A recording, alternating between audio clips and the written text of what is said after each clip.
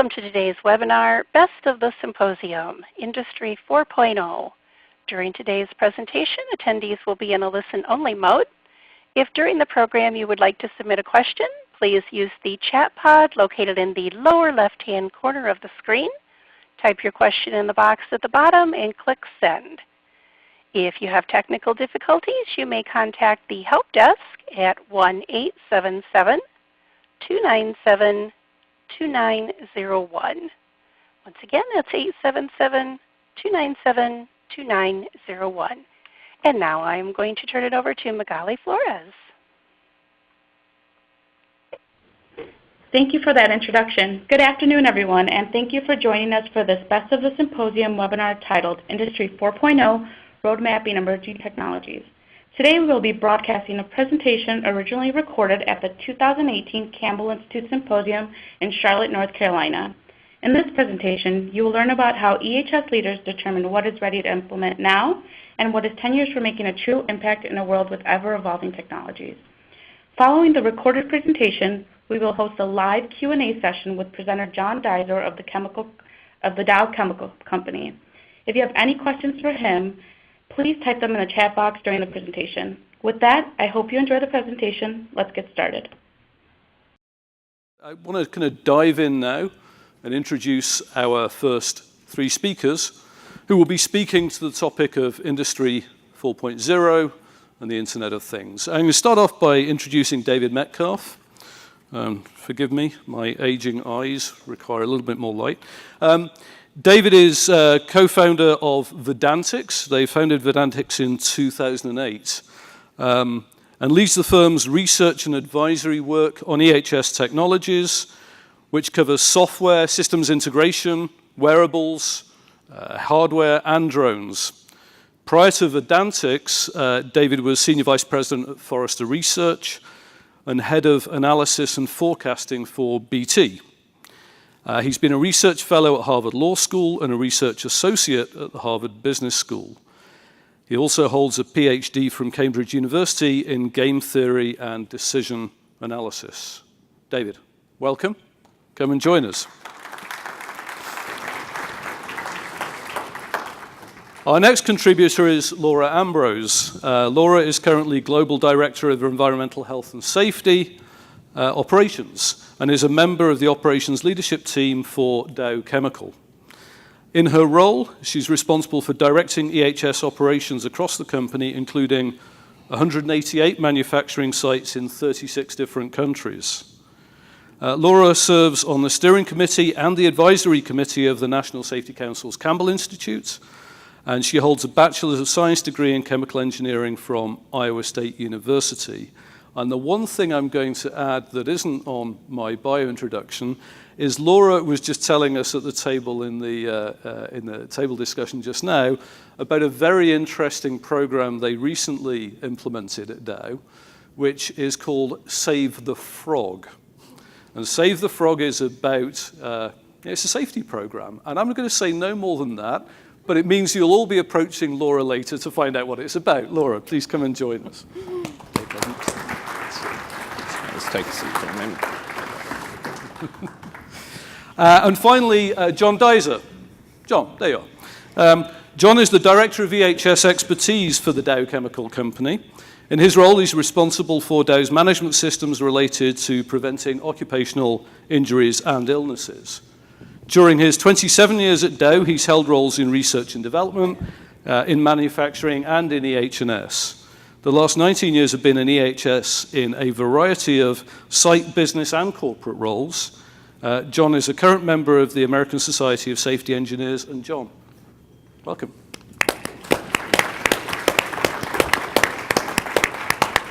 Let's see. Somebody may want that. Yeah, great. Thank you. Wonderful. Well, thank you very much for that introduction. And it really is an honor to be here.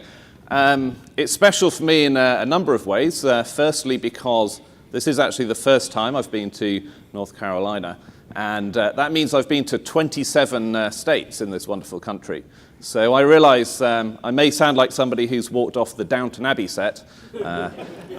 Nothing I can do about that. I have lived in the US for 6 years, I ran the Vedantics office in New York for 4 years. I was obviously up in Boston for a while.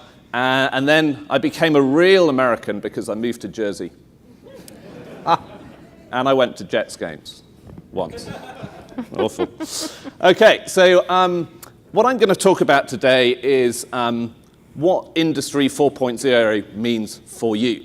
And of course, it's often the case that these kind of buzzwords, they come along and then the media whips it up into a frenzy, and then we all turn around and we think, is this just like flares in the 1970s and it's all going to go away? It's a kind of not so interesting. In this case, I would say, no, Industry 4.0 is something that you need to have on your agendas. And I think I'd sum it up like this. I was talking to the global VP for Environment, Health and Safety at GlaxoSmithKline last week. And he said to me, you know what, David? Unless I say digital these days, I get absolutely no airtime with executives. And I think that's a really fundamental point that drives home why this is relevant to you. So my theme here is that it is going to require safety professionals to reconfigure your thinking.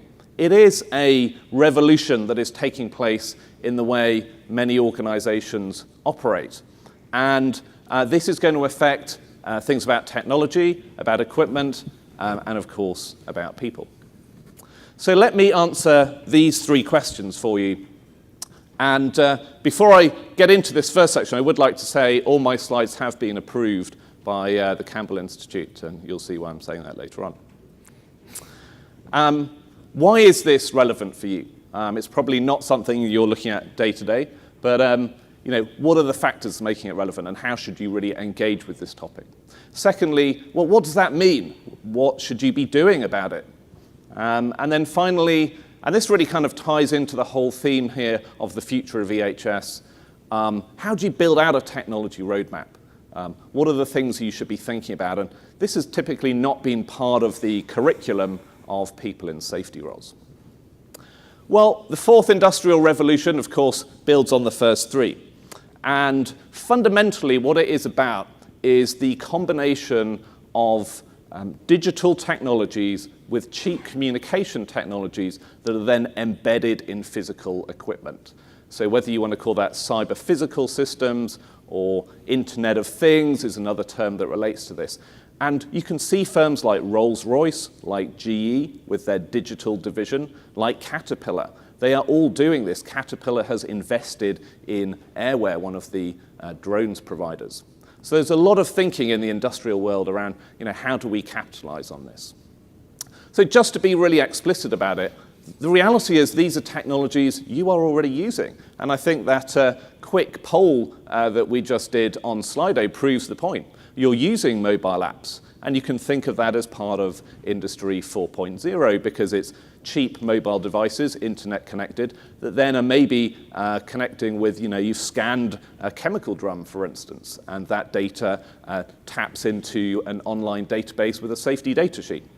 So these things are all happening. Safety telematics. We're seeing telematics move from just being about mileage and maintenance questions to driver behavior, cornering, aggressive braking. And I was talking to somebody in an EHS role who's managed to get fleet reporting into him so that he can actually have more control over that. So I just wanted to go to a kind of story here so that we can remember a little bit more, get this into our minds and remember this in the future. So the Berlin Wall was built in 1961. And of course, it divided Berlin, which was stuck in the middle of East Germany. And the reason why you can see a white star there is because in 1976, that's where I lived. I lived in West Berlin as a child. Indeed, the wall kind of stuck in my memory, so I wanted to go through this. 5,000 people actually managed to escape from East Berlin into West Berlin, but 200 of those people died. Now, these people were the real pioneers. Here is one example. So this is Heinz Meixner, and it's in the 1960s. He was actually an Austrian guy. It was a story of love. His fiancée was in East Berlin. She wasn't allowed to leave.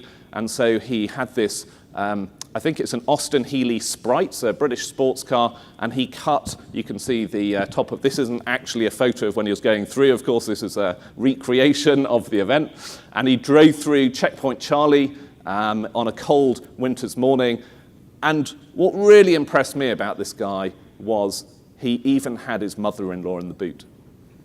The mother-in-law in the trunk, and he'd even put in some metal in case they tried to shoot her as he drove under the barrier. So one of the real pioneers, how do you get over this barrier? Here's another one. So this was in 1966, an 18-year-old called Hartmut Wrister swam across the Tetlow Canal. And it took him 4 hours. He said he was attacked by swans. You know, he almost died of hypothermia. You know, incredible thing to do. He escaped. But the really amazing thing about this guy is he then went back into East Berlin and he smuggled out 30 more people until he got caught and he was put in jail for 15 years. So another pioneer. I love this story as well. So this was in 1962, and of course people are thinking there's a wall, let's build a tunnel underneath the wall. So there are many, many tunnels that were built. And this one was in 1962, and it was 12 elderly people. And they said, we don't want to be in East Berlin, we want to go to the west. And so these elderly people dug this tunnel, and this became known as the Senior Citizens Breakout. And they successfully escaped. And then finally, I mean, there's loads and loads of weird stories if you go to Checkpoint Charlie Museum, brilliant place in Berlin. This was the Trojan Cow. So there was a cow, they got a taxidermist to basically take all the innards out, and then they were using it kind of within a trailer that had other cows in, and they'd hide people inside, as you can see there.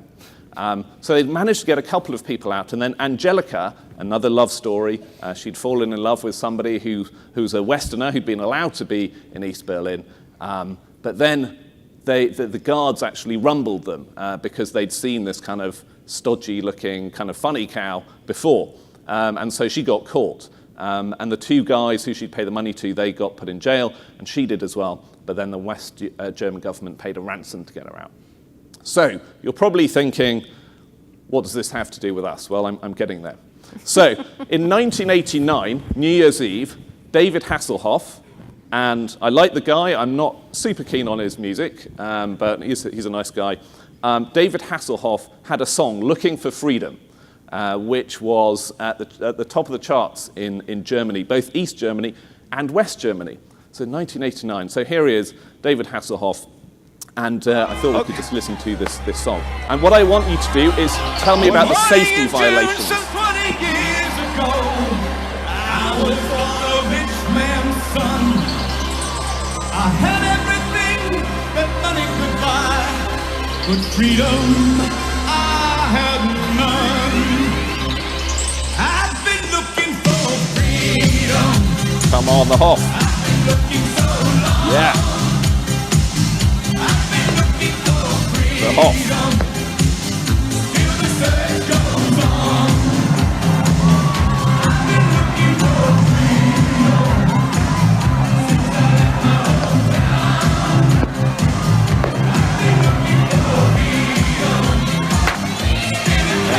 He's about to fall off, I think, at this stage.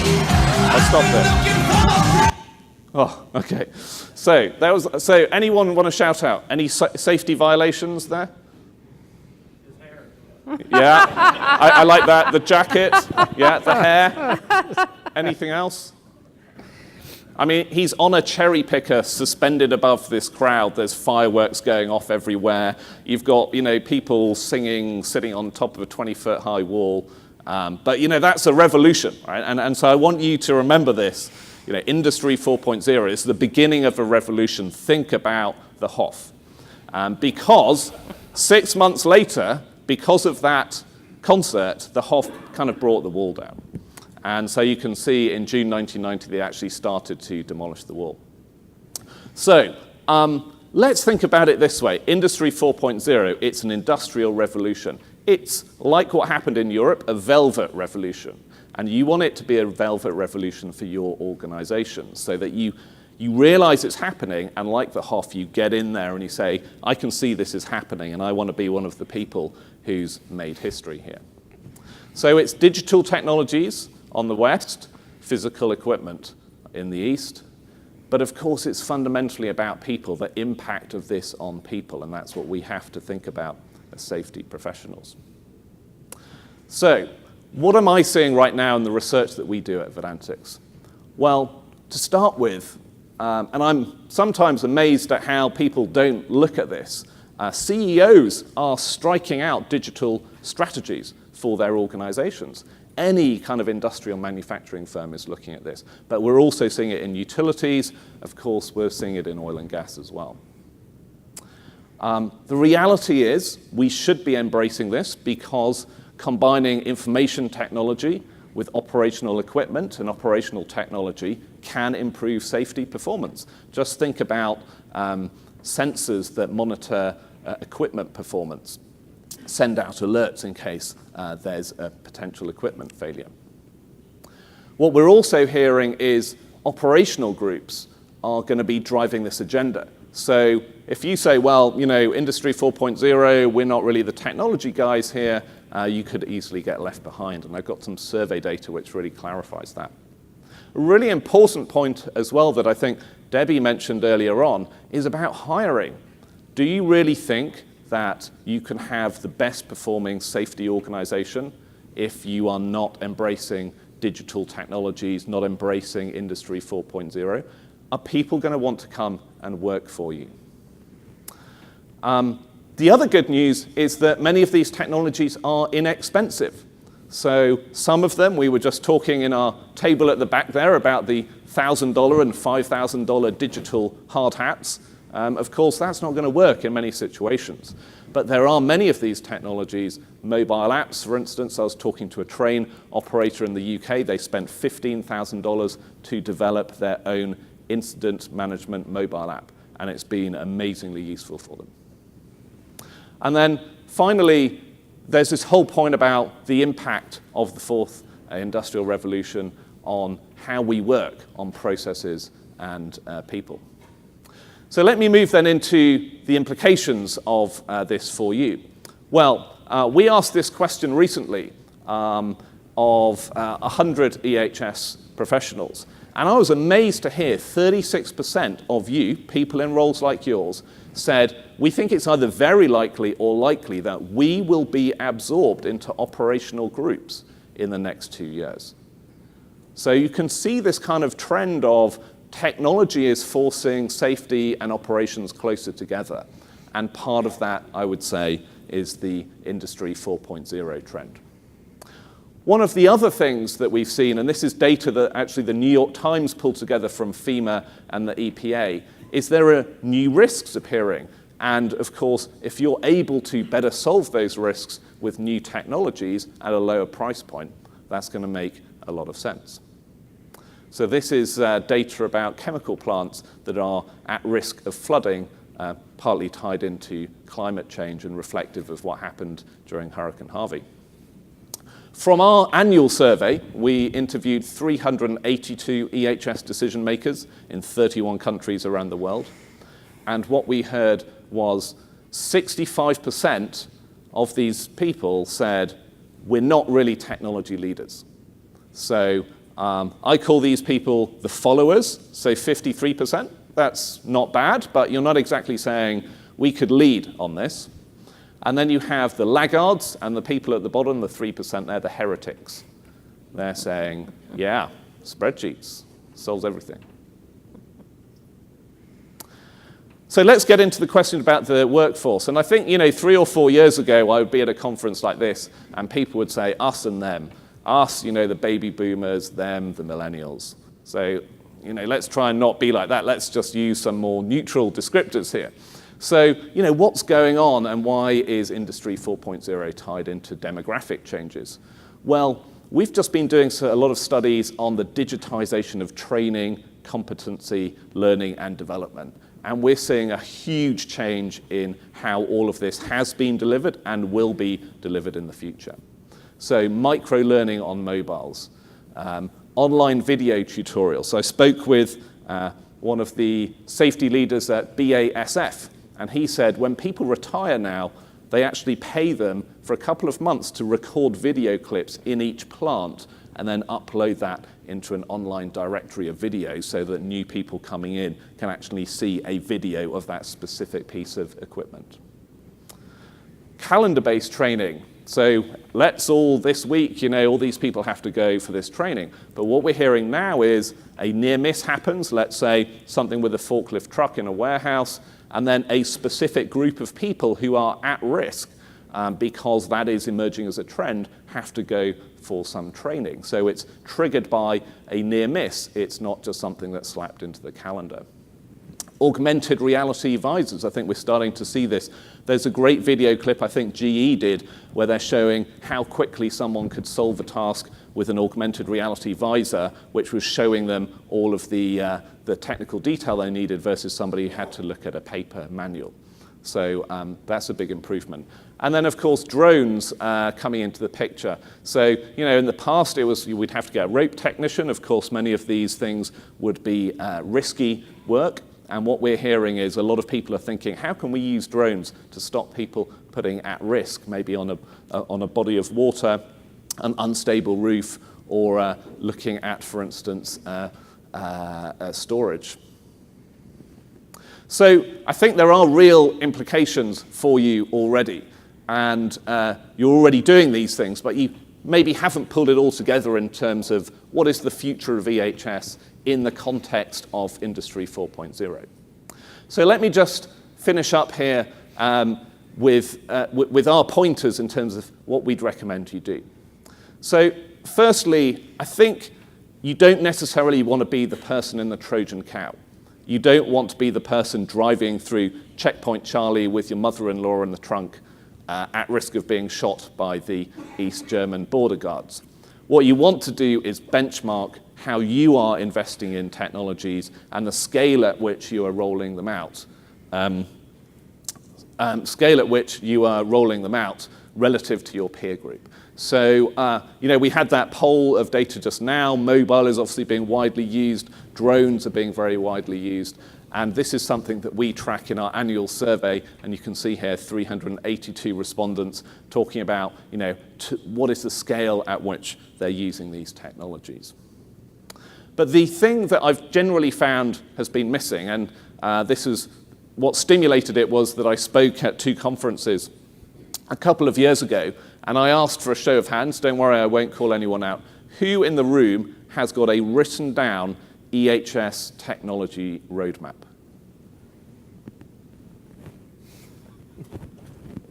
Okay, progress, 1 person. That is fantastic. So the reality is this is not something that's typically been on your agenda, but it's clear that you need to bring everything together into one picture. And so what we've done is created this roadmap toolkit. On the horizontal axis, what we look at is the phase of the technology, going from R&D all the way to the retirement of it.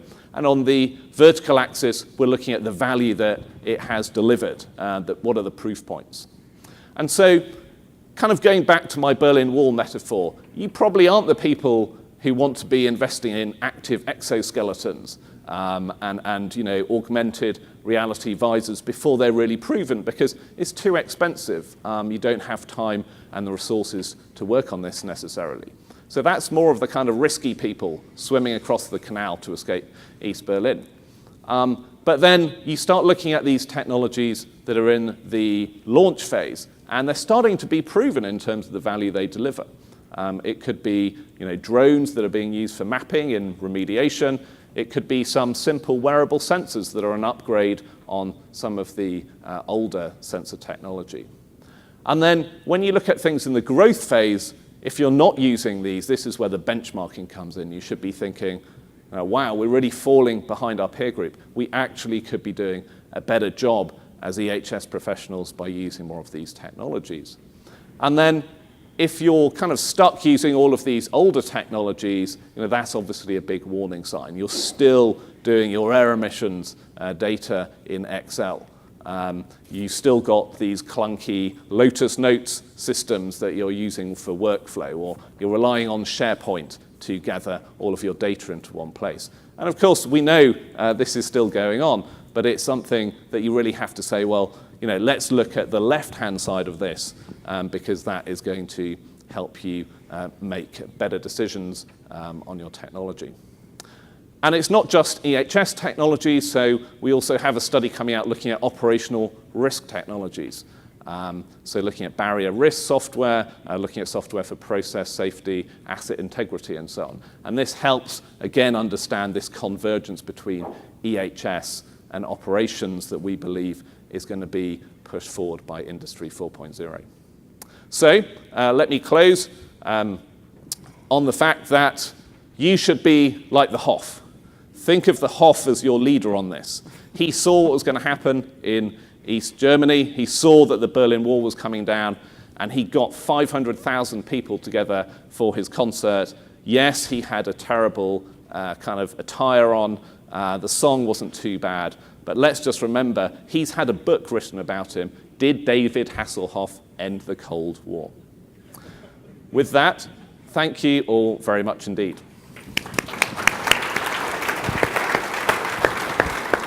Thank you. Good morning. I'm Laurie Ambrose, again at Dow, and I'm with John Dizer. We're going to kind of tag team and share at least some of the innovations and how we've made a practical application of innovation for EH&S at Dow. And listening to your presentation, I'm a little embarrassed that we're not that far over on the right-hand side of the curve, but we're starting, and so I'll share with you what we have going. So first of all, just to talk a little bit about Dow, I think you all know recently we are a fully owned subsidiary of Dow DuPont. But Dow has been around for 120 years. Before that, our founder, Herbert H. Dow, was one of the first safety innovators. He designed personal protective equipment, some respiratory equipment that he required in all of his chemical manufacturing. So really, safety innovation has been part of the company for a long, long time. And a little bit about our Dow family. We have 53,000 employees and 50,000 contractors. Colin mentioned around the world in 36 countries. So we really depend on them to build the safety fabric of our company. So we need to reach them with some of these technologies. Our innovation really started with our sustainability initiative. So we're on our third decade of setting sustainability goals. So in 1995, we set our first set of 10-year goals. In 2005, we set our second year to achieve in 2015, and we've recently set our 2025 goals. They're here represented by 7 icons. Those 7 icons represent 7 goals. The one I want to talk about is the one on the far right-hand side, represented by the shield. The shield is our vision of protecting our people and our planet through world-leading operations. Just to mention, our EH&S organization at Dow is part of operations. I work for the operations leader, and we're very integrated together.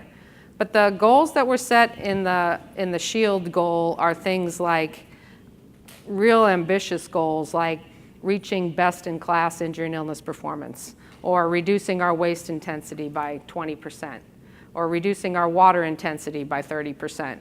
And when we set these goals at the beginning of the decade, the employees had no idea how we were going to get them. I mean, we could probably see some improvements for the first 3 years or 4 years, but we had no idea how we were going to get the 10-year goals. Now, thankfully, in 2005, we beat our 1995 projections. In 2015, again, we beat, I would say, 90% of our goals, and our 2025 goals are very ambitious. What happens when you set really ambitious goals is you must do innovation. There's no way to get there with what you have today, so you have to drive innovation. So one of the first things we've done recently is we reorganized for innovation. So this is a picture of my EH&S organization. Most of you have something very similar.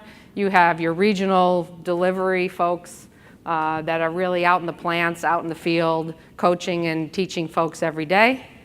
And most of you have a center of excellence or a tech center that really manages your standards and your operating discipline and your management systems. But we added an innovation project team, and it's about 10% of our organization. We've pulled some of the best of our folks out of different places around the world and said, you are innovation project leaders. You have to get us to those 2025 goals. So you have to start at where we are, where we need to go, and how are we going to close the gaps.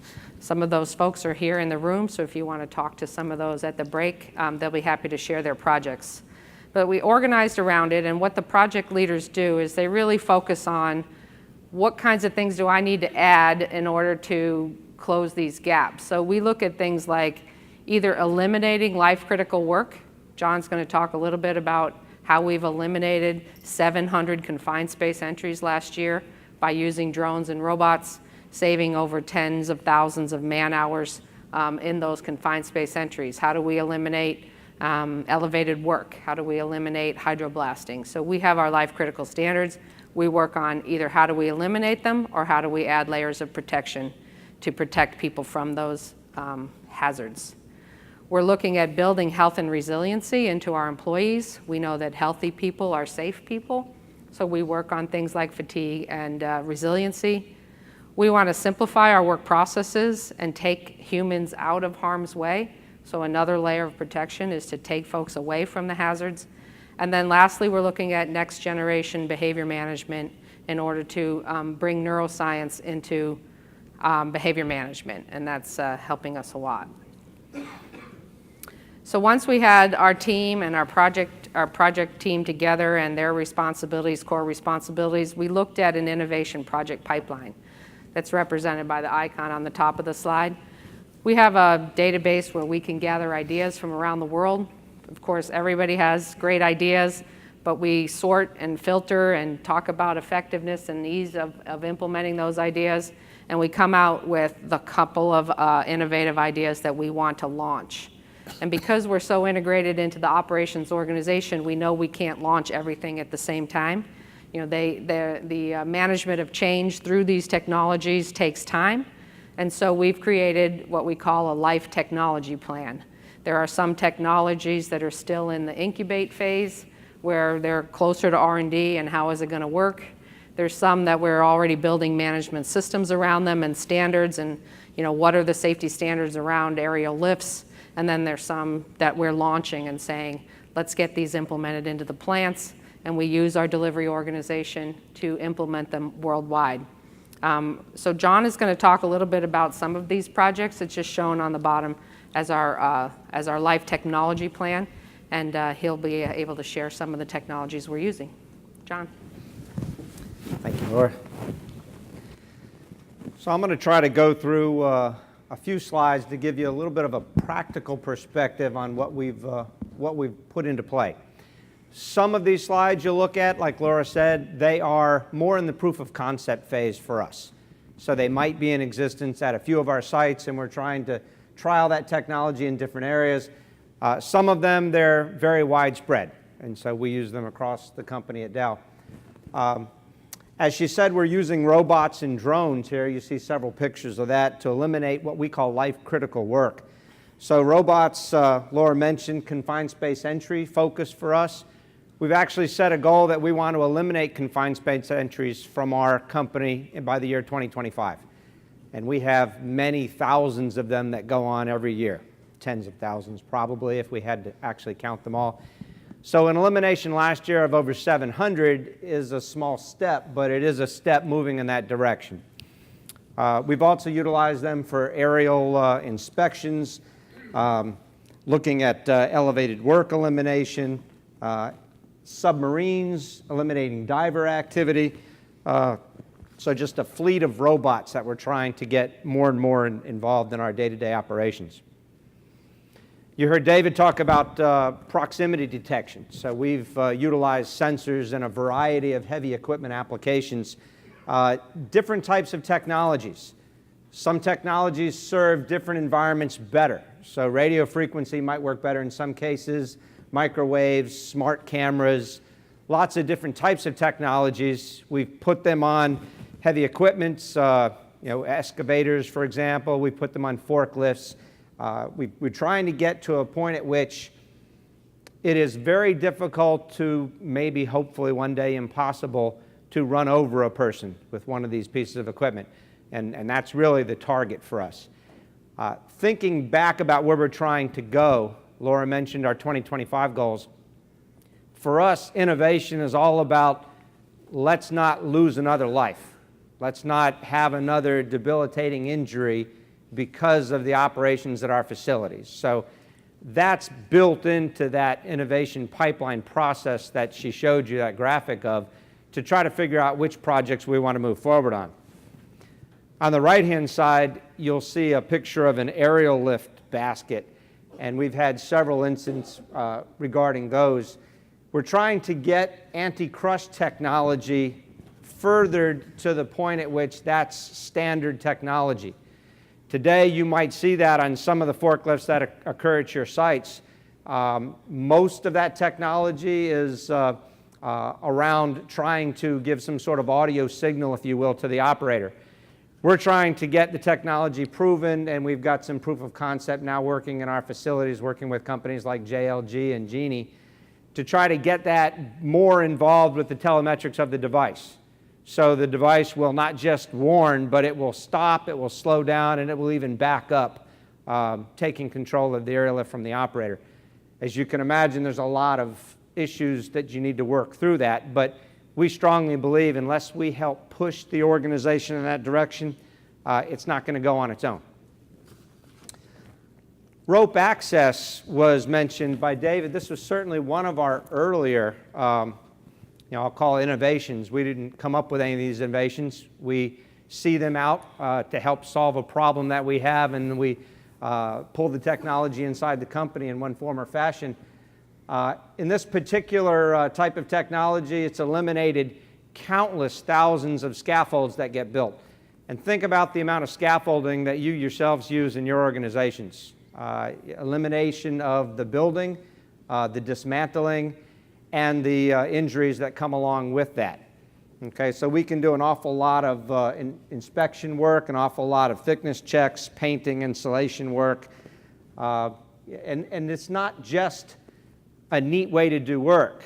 We estimate that over the last 3 years alone, we've saved over $20 million just by using Alpinist rope access technologies. Mobile devices out in the field, enabled by a pervasive Wi-Fi internet. That's the goal, right? And so how do you get there? Well, maybe you start out by putting the cell phone on a drone and creating a hotspot. We've done that. So a lot of these technologies, you get there in little bits and figure it out. We've got safe work permits that are being now executed in the field.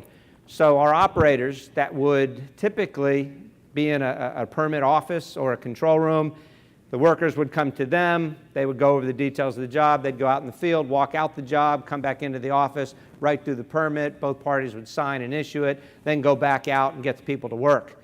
Lots of different steps, lots of back and forth, lots of time. Issues of quality, issues of skipping a step, absent-mindedness, forgetfulness. So a lot of opportunity to improve here by making that task mobile, by allowing them to complete that task on an iPad or a tough pad out in the field, enables them to go from job to job with the crew, issuing the permit out in the field, engaging in that discussion right there in front of the work, signing off on the permits, initializing the line breaks, trying to, in a sense, error-proof the task. All of that can then be archived, and so the next time you do the job, you don't start from a blank sheet of paper. You're relying less on the memory of the people who did the job before and more on archiving that process. We've also used that with our operator permits, our rounds, our checklists. So really, the list is endless of what you could use it for, and we're trying to just dip into this right now. Wearable technologies. This is really one of those, as David mentioned, buzzwords, right? So I kind of grinned when you said that unless you say digital, you don't get any play. Wearable for me is one of those words. Unless you can condense the technology and put it on somebody's body, for some reason we don't think it's really 21st century. Well, we do have a lot of wearable technologies that we're trialing out. One of them we actually got, just as a little plug for this symposium event, we actually got this idea just from, I want to say, last year's technology winner. And so we really want to thank them a lot for that. Very helpful. We've got personal heat stress monitoring. Certain jobs we do that are in hot or very humid climates. Lots of our work, being a chemical company, you suit people up in various types of protective garb that keeps the heat in. And so lots of issues with heat stress, as well as the productivity issue of changing out job crews on the U.S. Gulf Coast in the middle of August, maybe as often as every 25 minutes. Okay? So by having this personalized stress monitoring capability, we can actually tell what's going on with individuals as opposed to taking a broad brush approach for the entire crew and using maybe temperature information that's averaged across the whole site. You're looking at their situation right then and there. So very helpful. We're trialing that technology now in about 2 or 3 areas. Ergonomic wearables. Okay, so there's pins, patches, badges that you can hook on your body, and it'll tell me whether or not I'm leaning too far forward, whether or not I have the proper ergonomic posture. We're utilizing that technology in some of our office areas today to try to get folks more aware of their body posture. Worker accountability and visibility. So for us in the chemical industry, knowing where our workers are in the event of an emergency is very critical. And you can have badges equipped with chips or other types of technology that you can identify where your people are. You can go to muster stations, badge in. You can have real-time access to where your people are and where you need to go in order to help them. You can also utilize that for lone workers, lots of different man-down type devices. So the technology is really just endless in that regard. Exoskeletons. We're trialing this technology, and I want to say, we just talked about it this morning over breakfast, I want to say about 3 different locations right now in the company. Various forms of arm, over the shoulder assist, back, torso assist, leg assists. The technology is really wonderful out there and what it can do, what it can enable people to do, and the impacts on reduction of muscular injuries is just truly tremendous. And the costs are getting lower and lower. So we're really excited about trialing that in several of our facilities. On the wellness side, we have exercise desks at several of our locations, typically our large office locations, treadmills, bikes, etc. Rooftop gardens, sustainably sourcing our cafeterias in several of our locations, one of them being our office headquarters in São Paulo, Brazil.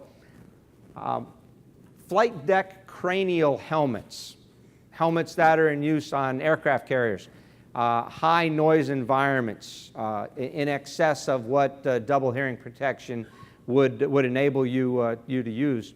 In some of our areas, we have very high noise steam blows, very high noise environments on our energy business around steam relief valves and whatnot. To try to get at that with typical double hearing protection, you might be able to work about 3 minutes, and then you need to leave and go away for a little while and come back. With these type of helmets, this is simply just a PPE solution. It enables that to be done much more safely. Confined space entry monitoring. So this is remote monitoring of the spaces, enabling much better accuracy of what's going on in the space, both video as well as measurement of the air quality, and then people can alarm that, respond accordingly. So lots of excitement here in the health and wellness space.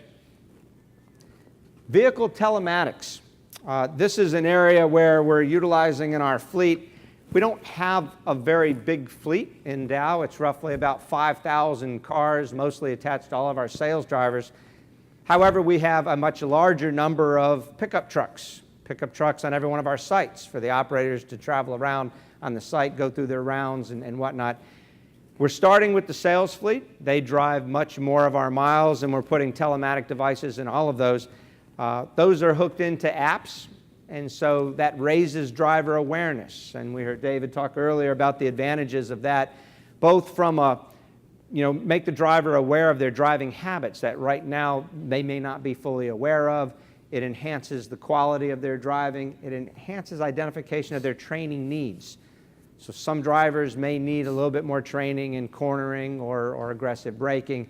Other drivers might have different needs. So this allows us to customize their training needs to what their driving experience is. It also allows us to identify and reward and recognize good behaviors, and that is done immediately at the time of the behavior. So it really enhances better behaviors. For us, really, one of the next generations of innovation is going to all be around the mind. So how do people work? In all of these innovations, you still have people involved. And I think, at least for the next foreseeable future, we're still always going to have people involved. So understanding how the mind works, to coin a couple of terms that I think we've heard in this very symposium before, fast brain, slow brain. You want to try to work your processes such that they turn on the slow brain, enable conscious thought when you're going through a checklist. And using neuroscience, there's different things that you can do to your operating discipline that will enable that. So we've been working with some consultants on that, and we've really started to change the way that our operating discipline looks, making it much simpler, more pictorial, and more brain-friendly, if you will. So I've gone over very quickly several of these technologies that we've used. I truly believe that the end game is going to be different combinations of these technologies, okay? I don't foresee somebody wearing, 8 badges tacked on their body, right? I mean, it's going to be consolidated. So a number of these technologies will probably be rolled together as we see this evolve. I think we'll know when we're there or when we're approaching being there when we no longer have any of these life events. So we don't have any more fatalities. We don't have any more debilitating injuries. And that's it. Thank you.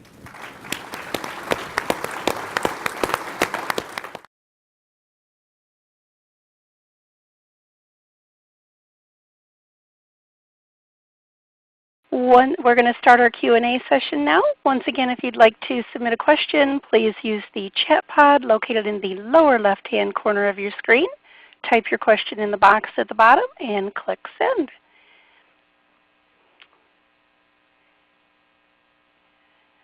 Okay, while we are waiting for questions to come in, Magali, did you have some questions that it seems like you said that some people emailed some questions in? Yeah, so before we get started, I want to just introduce John Dizor. John, can you just say hello? Hi. How's everybody today? Great, thanks. A question that we had submitted earlier was, can you please touch on funding for your innovation pipeline as well as your technology plan? Sure. Dow has got funding for capital projects that we do every year. And many of these types of projects don't lend themselves to capital. So we have to find alternate sources for the funding.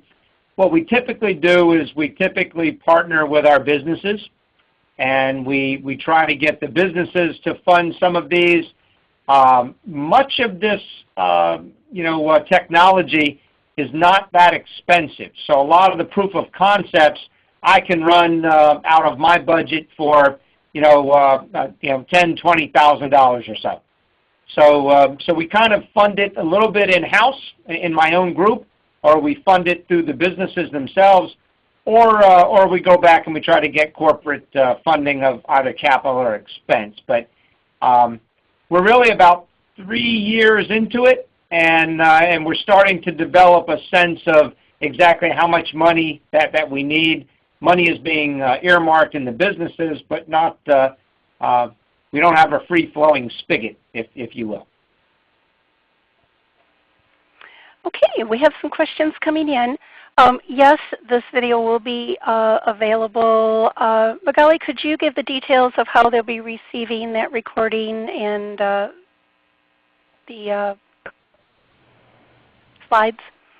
Yeah, absolutely. So anyone who registered for this webinar, whether you're attending now or you weren't able to make it, will receive an email with a link to the recording. Okay, great. Okay, now on to our questions. How have you addressed employee privacy concerns regarding the IoT tech, such as the driver telematics? We have a risk profile process within Dow that we have to take all of these projects through. Different projects, by the nature of the data that they collect, score either low or high on that risk profile analysis. Things like personal medical information, say for example, some of the health wearables, they score very high on that risk profile, and so there's a lot more protocols that you have to go through, a lot of ways that you have to protect that data, lots of different places that you can store the data or not store it, whether it can be cloud-based or whether it has to be stored solely on a server in our own site. So a lot of those things tend to, I'll tell you, to slow down the speed at which you can run some of these tests and trials. But we think that that's a good thing. It takes a little bit more time up front, but it does lead you to being able to run with it quicker toward the end when you're trying to look at implementation. Some of the, say, less personal types of data that you might collect, maybe it's observational data, things that are readily apparent for somebody doing an observation, or it might be a person's name. There's a lot of ways that we can scrub that information out and make it anonymous so that the privacy aspects are lessened. We also have not just personal privacy considerations, we have corporate information considerations. So we want to make sure that the information doesn't necessarily lend itself to be becoming too public too fast, for example. We don't want to be open to hacking and whatnot. So that process is one that we follow in our company, and it covers that information. Okay, for the speakers from Dow, what percentage of your EH&S budget are you allocating for these technology solutions, like EHS software, wearables, etc.? I tell you, at the stage that my group is working at, we're conducting proof of concept trials, and then from that we escalate on up to maybe some pilot trials. Many of the companies we're working with actually provide demo technology free of charge. And of course, they're looking for the longer term, bigger contract where we implement globally at all of our sites throughout Dow. So 1 or 2 units to trial free of charge is not really a big cost to them, and it enables us to go through our proof of concept trials rather quickly. When we get to the pilot stage, we may have to actually purchase 1 or 2 of the units, but again, we're talking 1 or 2 units. Lots of this technology, as I said earlier, is less than 10,000, maybe a couple thousand per unit. So the real cost comes up in scale-up, where you choose a technology and you say, yes, we want this on all of the forklifts that come in the company, and there's tens of thousands of them. That's where the cost lies, and that's where we really want to take the partnership back to the original equipment manufacturers, or the OEMs. And so in a lot of our trials, we're working with the OEMs to trial the technology and then get them to build it into their product that we can then lease or rent. So it goes up in our lease costs, our rental costs would go up, but we don't have to pay for the whole cost capitalized across the company. Okay, we're almost out of time, but we can take just like 2 more questions. What is the appetite to explore artificial intelligence / machine learning to analyze textual data such as incident reports, investigations, and audits? Great question. And looking at my screen, that's coming from Tom and IBM. Tom, I'd tell you the appetite is very high. In fact, we're currently working with your company on exploring a proof of concept trial to do just that. So I'd tell you we're very interested in AI and machine learning. Things that we can do to free up people's time, to free up their time in gathering data, free up their time doing routine analyses of data, and we can, through AI means, jump right to tasks that require a higher, I'll say, order of intelligence, an actual person to do the task. That saves us time, which saves us money. So we're definitely interested in that. How do you establish and evaluate success metrics on innovations that may have a long life cycle to be able to show benefit, like have a lag time improving injury prevention benefit? I'd tell you that the biggest help we have in that regard is corporate-wide, we set 10-year goals. So all the goals we're trying to hit, we referred to them as our 2025 goals. Those goals were set in 2015. And so when you allow yourself a 10-year time horizon, number one, it allows you to take a very different pathway to solutions. So your solution universe, if you will, is different than if you only allowed yourself 2 or 3 years to get to a goal. And that also brings with it the different types of metrics that define your success. So we really can allow ourselves, a year or two to see success, to start seeing, what we thought we saw in the pilots and trials, to see it actually show up in our implementations. Okay, well, thank you. That's all the time we have for questions today. I'm going to turn it back over to Magali for closing comments. Well, I just want to thank everyone again for tuning in to this Campbell Institute webinar. A recording of the webinar, like I mentioned before, will be made available within the next few days. Anyone who registered will receive a link to the recording in their inbox, so please keep an eye out for that. Okay, well, thank you for joining us on this webinar. We appreciate your attention and participation in today's event. You may now disconnect and have a great day.